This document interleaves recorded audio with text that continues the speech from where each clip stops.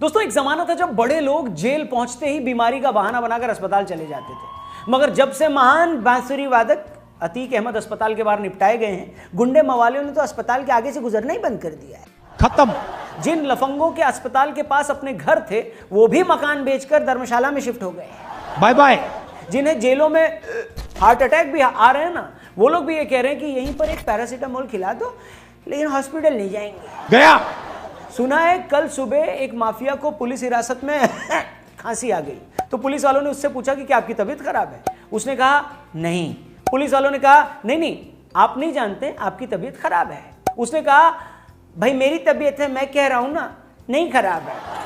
इसके बाद पुलिस ने उसकी एक नहीं सुनी और उसे घसीटते हुए अस्पताल ले गई। पूरे रास्ते माफिया ये कहते हुए रहम की भीख मांगता रहा कि मुझे अस्पताल मत ले जाओ, मत ले जाओ, मैं अपना इलाज जेल में करवा लूंगा। और उसे कहा गया कि बेटा अब तो तुम्हारा इलाज अस्पताल जाकर ही होगा। Good bye.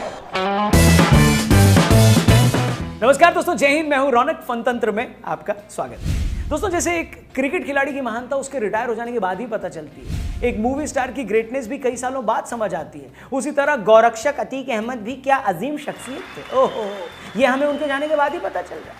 बहुत से ऐसे लोग हैं जो पिछले कई सालों से सुन रहे हैं कि अतीक भाई माफिया थे, डॉन थे, मगर वो नादान शायद ये नहीं जानते कि अतीक भाई ने इतना ऊंचा मुकाम कैसे पाया, वो रत्न से महारत्न कैसे बने। तो आज के इस वीडियो में हम आपको मछली पालक अतीक अहमद के जीवन के कुछ ऐसे ही किस्से सुनाने वाले हैं, जिसे सुनने के बाद आपको दाऊद इब्राहिम भी मासूम खरगोश लगने लगेगा, जिसके बाद आप किम जोंग उन को भी चप्पल चोर बोलने लगेंगे, जिसके बाद सीरिया के दहशतगर्द भी आपको स्कूल के बाहर गुब्बारे बेचने वाले महसूस होंगे। तो चलकर पैसा कमाने के बाद बात करते हैं उस शख्स की जिसने अपने कर्मों से बहुत इज्जत कमाई, जिसके जाने के बाद आज हम उनके महान अतीत की चर्चा कर रहे हैं इस वीडियो में। तो क्या था उस महान अतीक का अतीत और क्या थी अतीक भाई की खासियत, आइए एक एक करके जानते हैं। वीडियो पसंद आए तो अपने दोस्तों तक भी इसे जरूर पहुंचाएगा, शेयर करिएगा और हमारे चैनल को भी सब्सक्राइब करेगा। शुरू करते हैं। तो अतीक मियां की सबसे बड़ी खासियत थी उनकी धर्मनिरपेक्षता। आजकल जहां लोग दूसरों की मदद करने से पहले उनकी जाति या धर्म देखना नहीं भूलते, लोगों पर जुल्म ढाने से पहले अतीक भाई ने कभी भी उनका धर्म नहीं देखा। उन्होंने वार्ड पार्षद अशफाक कुन्नू की भी हत्या करवाई तो बिजनेसमैन अशोक साहू का भी मर्डर किया। उन्होंने अपने कब्रिस्तान की जमीन बोलकर अपने मोहल्ले के हिंदुओं से उनकी जमीन हड़पना चाही तो सभासद नस्सन को भी गोलियों से चल निकला। उनके जीते जी एक भी धर्म, जाति या बिरादरी के आदमी को कभी यह शिकायत नहीं रही कि अतीक भाई आपने उनको लूटा मगर हमें छोड़ दिया। जी, ये अतीक भाई के उदारवादी संस्कार ही तो थे। उन्होंने अशफाक से लेकर अमित तक सबकी बराबर खाट खड़ी की।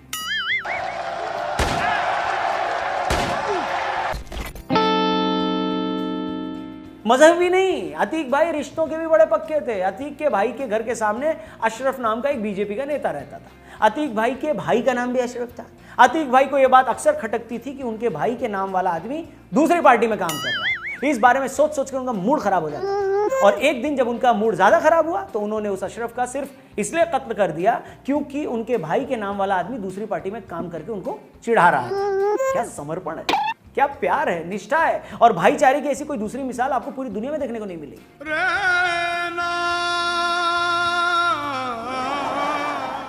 मैं तो बस ये सोचता हूं कि शुक्र है अतीक नाम का कोई लौंडा आईपीएल टीम में नहीं है, वरना उसके एक बार फेल होने पर अतीक भाई उसे अपना नाम खराब करने की जुर्म में पवेलियन से उठवा लेते हैं। वैसे शेक्सपियर कहेंगे कि नाम में क्या रखा है। अच्छा, अब ये कोई जाकर उस अशरफ से पूछो जो बेचारा नाम के चक्कर में मारा गया।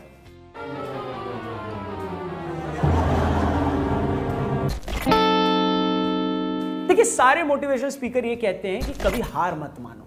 अतीक भी कभी हार नहीं मानते थे। 2004 में उनके भाई अशरफ को राजू पाल ने चुनाव में हराया तो अतीक भाई ने हार नहीं मानी और राजू पाल की हत्या करवा दी।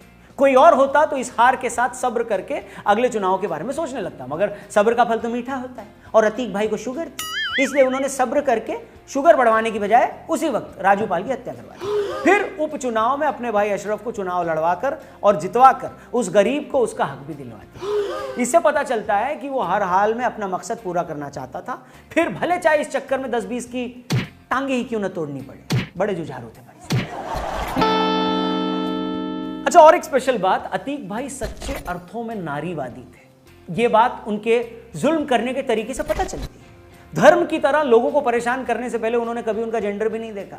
सूरज कली का मामला सबसे बड़ा सबूत है। अतीक भाई ने साल 1989 ब्रजमोहन साहू नाम के शख्स की 12.5 बीघा जमीन पर कब्जा करना चाहा। साहू जब जमीन देने को तैयार नहीं हुए तो अतीक भाई साहब ने साहू को गायब करवाया। साहू को गायब करवाने के बाद उनकी पत्नी सूरजकली को भी बराबर टॉर्चर किया कि वो जमीन उनके हवाले कर दे। कोई और होता ना तो एक अकेली औरत पर इतना जुल्म नहीं करता, मगर अतीक भाई ने यह फर्क करके उसे औरत होने का एहसास नहीं करवाना चाहते थे। वो चाहते थे कि आज के मर्दों के साथ कंधे से कंधा मिलाकर ये भी धक्के खाएं। इसलिए बार बार समझाने पर भी सूरजकली ने जब बात नहीं मानी तो अतीक भाई ने सूरजकली पर गोली भी चलवा दी। कहते हैं एक सच्चा शिष्य वही है जो अपने गुरु से भी आगे निकल जाए। इस मायने में अतीक भाई सच्चे शिष्य थे। 1979 में चकिया में किए गए उनके कत्ल से इंप्रेस होकर चांद मियां ने उनको अपना शागिर्द बना लिया। जल्द ही चेला गुरु से आगे निकल गया। गुरु राजनीति करता था तो चेले का भी मन किया कि राजनीति करे। चेले अतीक ने गुरु चांद मियां को 1989 में हुए चुनाव में हरा दिया। गुरु चांद मियां की हार से अतीक को इतना सदमा पहुंचा कि उसने चांद मियां को मौत के घाट उतारा। अपने गुरु को जीवन भर हार की पीड़ा से बचाने का काम एक सच्चा चेला ही तो कर सकता है। इन मायनों में अतीक भाई सच्चे शिष्य भी निकले। देखिए, बाकी माँ बाप जहां बच्चों पर अपनी मर्जी थोपने की कोशिश करते हैं, हर वक्त उन पर पढ़ाई का प्रेशर बनाते हैं, अतीक भाई इस मायने में उन सब से उलट थे। उनका बेटा असद बचपन में वकील बनना चाहता था, मुजरिमों को जेल पहुंचाना चाहता था, मगर अतीक को पता था कि इस बोरिंग प्रोफेशन में क्या रखा, कुछ भी नहीं रखा। इसलिए उसने बचपन से ही उसके हाथ में बंदूक थी। अतीक बाकी बापों की तरह दोगला नहीं था। वो खुद क्रिमिनल था तो उसने अपने बच्चों को भी क्रिमिनल ही बनने दिया। इस तरह उसने अपने बच्चों के साथ अपना आपराधिक अनुभव भी शेयर किया। सोचिए जरा, असद अगर एविएशन इंजीनियरिंग करते हुए अपने पिता अतीक से कोई इंजीनियरिंग का सवाल पूछता तो यूपीएसटीएफ से पहले उसका एनकाउंटर तो अतीक के हाथों हो जाता। नहीं ठीक से सुनता नहीं यार। तो ऐसा था हम सब का प्यारा राज दुलारा किस्मत का मारा अतीक, जो इस बाली उम्र में हम सबको छोड़कर चला गया। अभी उसकी उम्र ही क्या थी? अभी उसने न जाने कितने और अपराध करने थे, कितनों के घर उजाड़ने थे, मगर होनी को शायद यही मंजूर था। मगर मैं चाहता हूं कि जाने से पहले आप अतीक से जुड़ा ये किस्सा भी जान लें, जिसका आज तक शायद कहीं जिक्र नहीं हुआ, लेकिन बहुत सारे लोग इस बारे में जानते हैं। ध्यान से सुनिएगा और फिर आप जान जाएंगे कि ऐसा क्यों कहा जाता है कि ऊपर वाले की लाठी बड़ी बेआवाज होती है। तो दोस्तों, बात है साल 2014 की। लोकसभा चुनाव होने वाले थे, अतीक को भी चुनाव लड़ना था। उस वक्त श्रावस्ती से नगर पालिका चेयरमैन भी अतीक की पार्टी के ही थे। अतीक की तरह वो भी मुस्लिम थे, मगर वो बड़े सज्जन आदमी थे, हिंदू मुसलमानों में बराबर लोकप्रिय थे। कहते हैं अतीक ने उनसे 2 करोड़ की डिमांड की और उन्हें कहा कि ये पैसा मुझे जल्दी चाहिए, मुझे इलेक्शन लड़ना है। वो साहब बड़े सीधे थे। उन्होंने कहा, अतीक जी इतना पैसा मैं कहाँ से लाऊंगा? इस पर अतीक ने सीधे धमकी दी कि ये पैसा मुझे हर हाल में चाहिए। पैसा नहीं मिला तो तुम्हारे बेटे का जो हश्र होगा उसका तुम अंदाजा भी नहीं लगा सकते। कहते हैं इसके कुछ रोज बाद उन साहब का इंतकाल हो गया। शायद वो ये दबाव बर्दाश्त नहीं कर पाए। और जैसा मैंने कहा था ना कि ऊपर वाले की लाठी बड़ी बेआवाज होती है, अतीक को शायद किसी हत्यारे की गोली से मरना ही था, मगर उसकी मौत से 1 रोज पहले उसे अपने बेटे की मौत भी देखनी पड़ी। वो शख्स जो दूसरों के बेटों को मारने की धमकी देता था, उसे खुद अपनी ही मौत से 1 रोज पहले अपने बेटे की मौत देखकर जाना। अब इसके बाद क्या ही कहूं सिवाय इसके कि ऊपर वाले की लाठी सच में बड़ी बेआवाज होती है।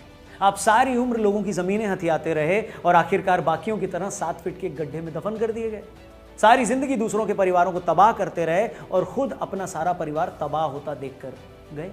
क्या हासिल हुआ इस सारी चालाकी का, इस सारे हंगामे का, सारे शोरगुल का, सारी बदनामी का?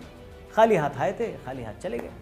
अब क्या ही कहें, कहने को शायद कुछ बचा नहीं है, लेकिन ये वीडियो अगर आपको सही लगी हो तो अपने दोस्तों तक भी इसे जरूर पहुंचाएं, शेयर जरूर करें। Thank you for watching. जय हिंद।